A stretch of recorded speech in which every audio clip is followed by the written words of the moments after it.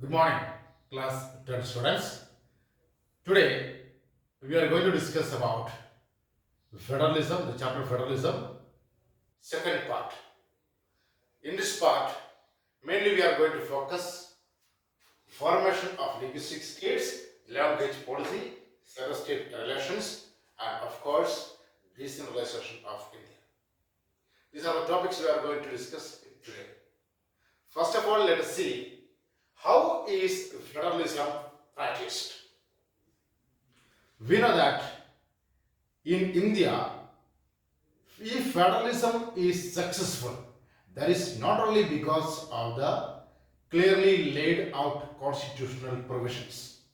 We know that as per the Indian constitution, separate powers are granted for central government and the state governments. So not only because of these separate powers for central and states, it's if federalism is successful in India, that's because of the policies adopted by government of India. Because people in India are now satisfied. They are not fighting for any particular demands, and they are not fighting each other for getting extra power, because all the sections of society, all religious group, languages group, all categories of people are feeling that they are Indian citizens. They feel that they are also getting rights. They feel that their demands also getting accepted by the government. This feeling comes in their mind only because of the policies adopted by the government. And that's why in India, federalism is successful. If people continuously fight in India, if communal violence continuously exists in India, we can say that actually that may lead to the disintegration of our nation. Since 1947, such kind of severe movements not happened in India. People never fought continuously for any particular demand like they need a separate state, that they need any particular region, that they are not able to live along with other sections of society in India. And that's why our country's federalism is so successful. Let us see which are the clearly laid out policies adopted by the government of India. Which are the policies mainly adopted by the government of India for the success of federalism in India. First of all, formation of linguistic states. So here we can see one map before 1947. In this map, we have to compare this map with the map after 1947. When we compare these two maps, we can clearly understand lots of changes happened. Areas of region, areas of states changed. Many of all states' names have been changed. Many new states have been formed. So lots of changes happened. So soon after independence, there was a demand for separate states on the basis of language. Telugu speakers firstly raised this demand that they need a separate state only for Telugu speakers, one state and one state government, for dealing their matters, for solving the problems of Telugu speakers, one particular state and one particular state government. They demanded. But at the time, Jawaharlal Nehru was the Prime Minister. He never accepted that demand because he thought that if one state granted for particular language speakers, especially for Telugu speakers, other language speakers also might demand that they also needed separate states. This would create disunity in the nation, because people of one religion, one language would only look their own matter. They wouldn't interfere in other regions' matters. So, of course, that may lead to disunity of the nation. He was very much fear of that, and that's why he was not willing to accept the demand of Telugu speakers as a separate state. In such a situation, the leader of Telugu speakers, Potti Sri Ramulu, started a hunger strike. Until government accept their demands, he would continue the hunger strike. But the result was Government never accepted the demand. Government ignored the demands of Tamils. And as a result of that, Ramulu died. When Ramulu died, people of Andhra Pradesh, especially Telugu speakers, they demanded that they needed to be separated from Tamil people because both Andhra, Telugu speakers and Tamil speakers were under Madras presidency. Together, they were under Madras presidency.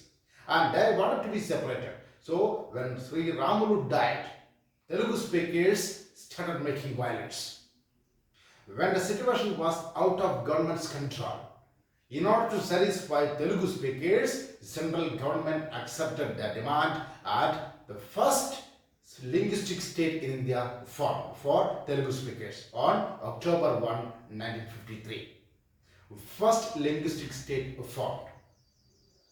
When the first linguistic state formed on the basis of language, in many regions, similar movements people started for creating states on the basis of language. And so, gradually, separate state formed for Tamil speakers, Malayalam speakers, Kannada speakers, Marathi speakers, Gujarati speakers, and so many states formed on the basis of language. But we cannot say all the states of India formed on the basis of language. Some states, some northeastern states formed on the basis of culture, ethnicity and geography. So in the initial period, central government was really worried. If states formed on the basis of language, that would create disunity in the minds of Indian people. And there won't be any unity and of course country might disintegrate it. But instead of that, when the separate language speakers got their own state and state governments to deal their matters, people more united and country more strengthened. And because of that, we can say, because of the formation of linguistic states, now people are not fighting. Because all the language speakers realize that for solving their problems, their own state governments are there.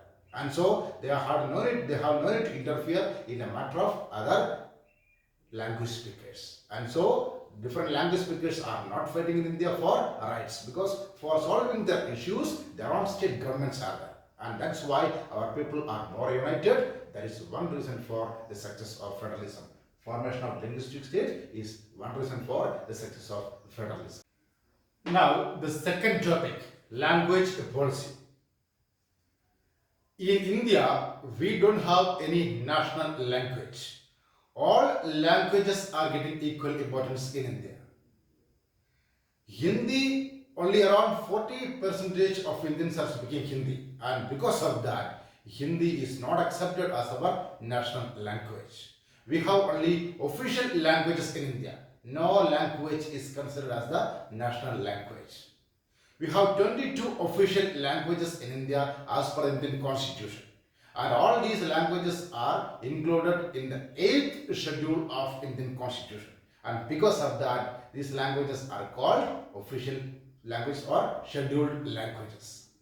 Because these are included in the 8th schedule of Indian Constitution. And because of that, they are called scheduled languages. In India, people would be able to use, in different states, they would be able to use their own language, state language, for official purposes. English they would be able to use, Hindi also of course they would be able to use. Central government is not imposing Hindi on the state people for using compulsorily Hindi. People would be able to use either English or their own mother tongue or Hindi, any language people would be able to use in India. And because of this flexibility, there is no fight among people. Otherwise, there would be fight between the central government and the state government, and the relation between central and the state would be spoiled. If Hindi is compulsorily imposed on any particular state, because in Tamil Nadu there was such a movement. Earlier, that means before 1965 or by 1965, English must be stopped. English usage must be stopped in India. And it affected Tamil people. Instead of English, Hindi wanted to be used. But especially South Indians were at that time were not much good in Hindi speaking. And because of that, in Tamil Nadu, a movement started against the central government. So when a movement started against the central government, in order to satisfy Tamil people, central government relaxed its policy. And as per that policy, now no compulsion from the part of central government to use Hindi. And as per the choice of the people in various regions of India, people would be able to use their language. They would be able to use their own, especially Tamil people, they would be able to use Tamil, English or Hindi. The other language speakers also would be like that. They would be able to speak their own state language. Along with that, if they like, they would be able to practice or use Hindi and English. And because of this flexibility, there is no fight in the matter of language in India. And that is one reason. That is another reason for the success of federalism in India. Language policy. Because people are not fighting in a matter of language. They would be able to use flexibly their language. With English, either English, Hindi or their own language, they would be able to use. And because of that, there is no fight in this matter. So this is the second reason for the success of federalism. First reason was in formation of linguistic states. Second reason, language policy. And the third reason is that center-state relations. So before 1990, center-state relation was not much good, because it was, even though state political parties or national political parties existed at that time too, most of the national political parties were able to get majority, either International Congress or BJP or any other national political parties. They were able to get majority for forming the government without the support of state parties. Because we know that as per the number of members in Indian Parliament, especially in Lok Sabha, 543 members, it's more than half needed for the formation of government. And it was easy for national political parties to get this majority for formation of government. And so they never depended state parties. So if the center and state ruled by same parties, the state government was just like puppet in the hands of central government, because central government decided everything on that particular state. At the same time, if center and state are ruled by different political parties, central government tried to use their power for weaken of the state government. In such cases, unnecessarily central government interfered in a matter of state government for defaming state government. But after 1990, the situation totally changed. It was very difficult for one particular political party to get majority for forming the government. And because of that, central parties, that is national parties, started to depend state parties. When they started to depend state parties, coalition governments started to come in power. When coalition governments started to come, central government and state government, the relationship between central and state strengthened. And moreover, now Supreme Court order also there, unnecessarily central government cannot impose Article 356, that is state emergency, presidential rule on a particular state. And because of that, now center-state relationship strengthened after 1990, and when center-state relationship strengthened, that is the third reason for the success of federalism in India. So we know that actually formation of linguistic states, language policy, center-state relations. These are the three main reasons for the success of federalism in India. Now, let us see the topic decentralization in India. Decentralization means sharing of power for various levels of the government.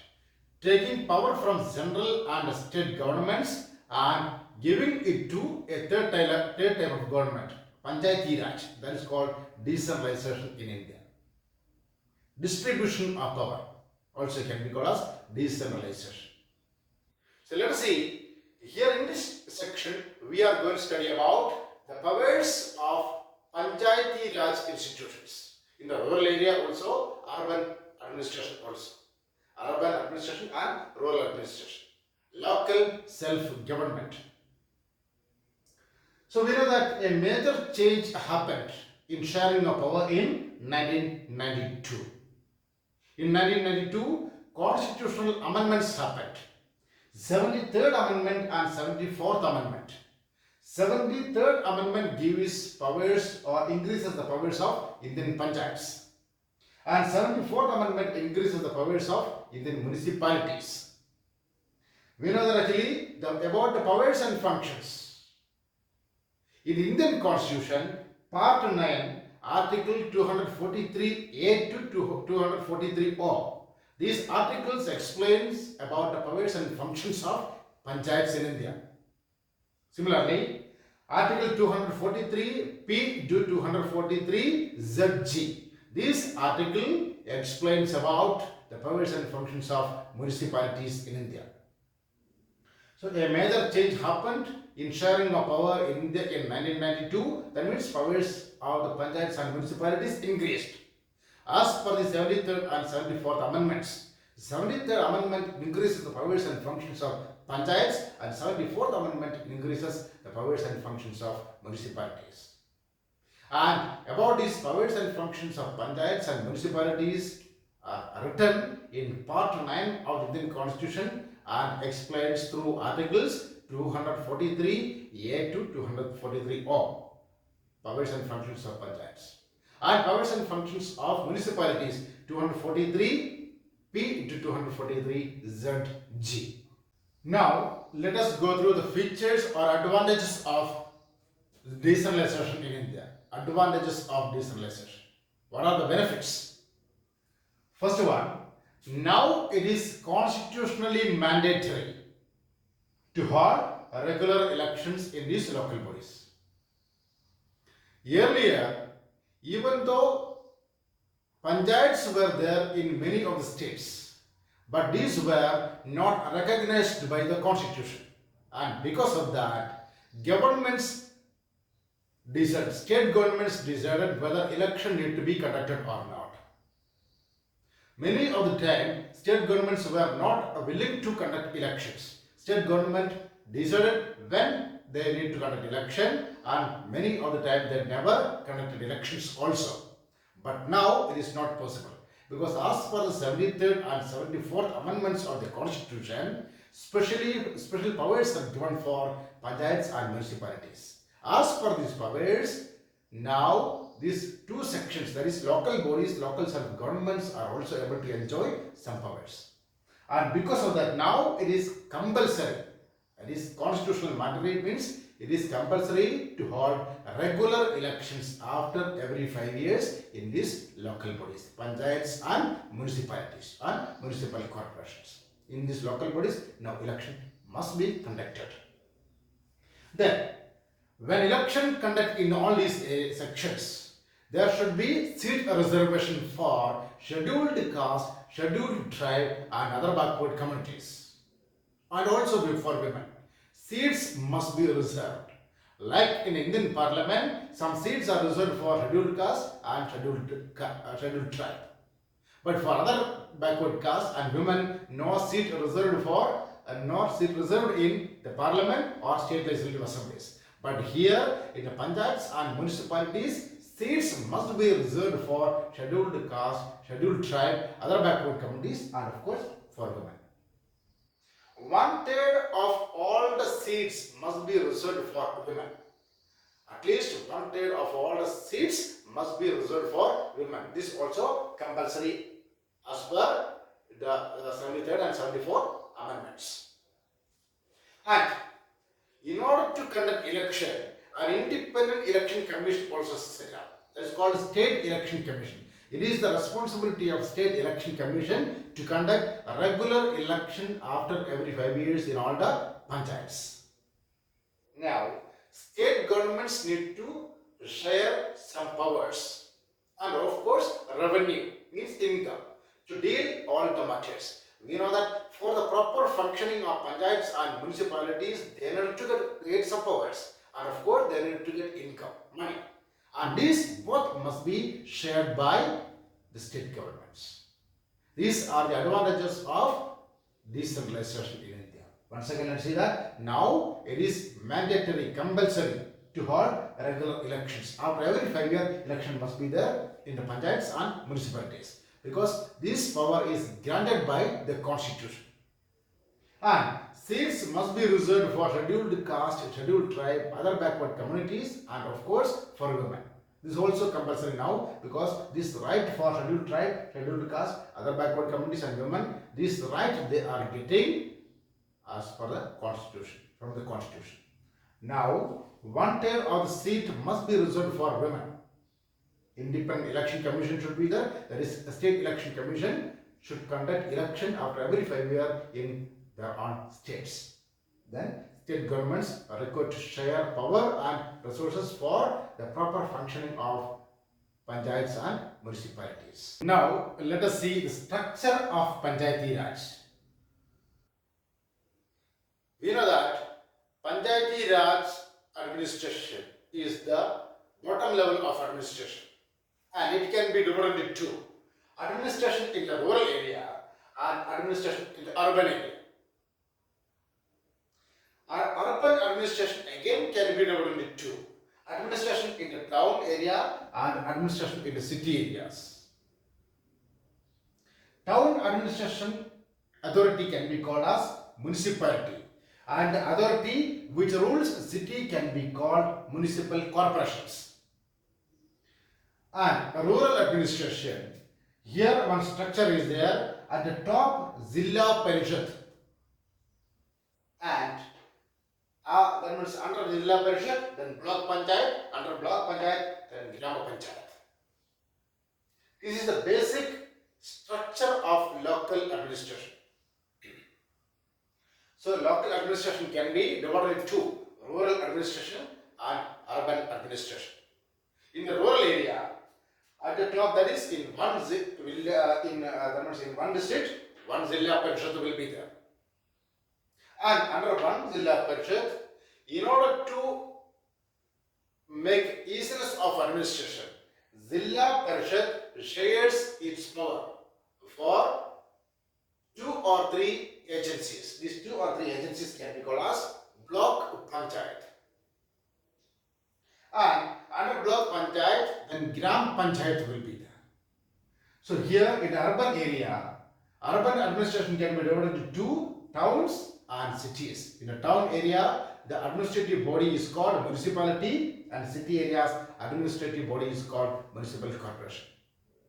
Now let us study deeply about rural administration. First of all, let's say about rural administration.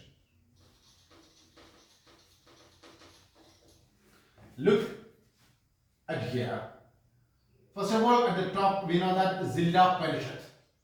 For the easiness of the administration, since only one Zilla Parishad will be there in one district, for the easiness of the administration, it will divide its power for 2 or 3 or maximum 4, something like that. These all can be called actually Block Panchayat. So 1, 2, 3, 4. 4 Block Panchayats will be there, or we can say it's not necessarily 4. As per the population size, it can be 2 also, it can be 3 also, it can be 4 also, it can be 5, and it can be 10 also, as per the size of the population of that district, and especially in the rural area, not in the urban area. These are rural. This is for rural administration. Only one Zilla Parishad will be there, and its powers will be shared for other agencies. That means for the easiness of the administration. Here, for the easiness of the administration, 1 block or 2 block, 3 block, 4 block, 5 block, 6 block, it can be, the number can be increased as per the size of the population. And block, under Block Panchayat, again for easiness of the administration, under Block Panchayat, see, Block Panchayat also shares its powers for Gram Panchayats. Gram Panchayats. Here, for easiness of the administration, under one block, we can say actually, that means, suppose, we can say actually like this. So 4 blocks, and now one block again can be divided into 3 or 4 panchayats. Another block can be divided into again 3 or 4 panchayats, gram panchayats. Another block again can be divided into 3 or 4 gram panchayats. So this is the basic structure. Only one Zilla Parishad will be there and its powers can be shared for block panchayat. So 3 or 4 block panchayat can be formed in one district for the rural administration, and again further one block can be divided into 3 or 4 gram panchayats. And again one gram panchayat again can be divided into small units. The small units can be called as wards. This can be called wards. So election takes place here. Gram Panchayat members are directly elected by the common people. Block Panchayat members are not directly elected by the people. They are elected by, suppose in one block, under one block, 4 Gram Panchayats are there, means from all these 4 Gram Panchayats, members who are elected to these Gram Panchayats, these members are choosing the members of Block Panchayat. And Zilla Parishad, the members of Zilla Parishad are elected. Some other members are also there in Zilla Parishad. That is, the MLAs and MPs of the district also will be members of Zilla Parishad. So once again, clearly that only one Zilla Parishad will be there, and for the easiness of the administration of Zilla Parishad, they are sharing its power for 3 or 4 block panchayat. And again one block panchayat further divided into 2 or 3 or 4 gram panchayat. And one gram panchayat again will be divided into smaller units that can be called as wards. Here in one ward member will be elected by the common people. These ward members are members of the panchayats. So the gram panchayat members are directly elected by the common people, and block panchayat members are elected by the members of gram panchayats under one block.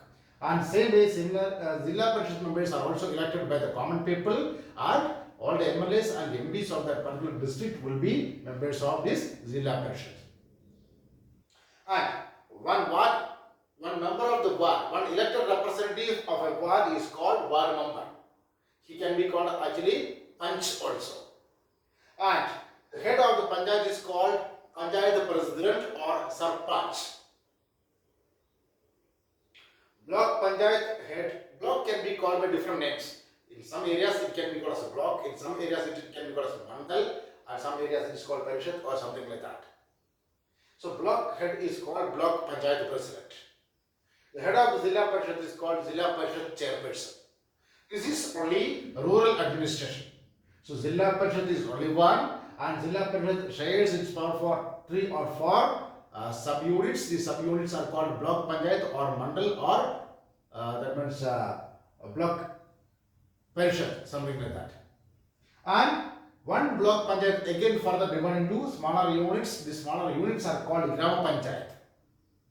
So these all Gram Panchayat again further divided, these are called wards. Election takes place to these wards, and the representative of one ward is called ward member.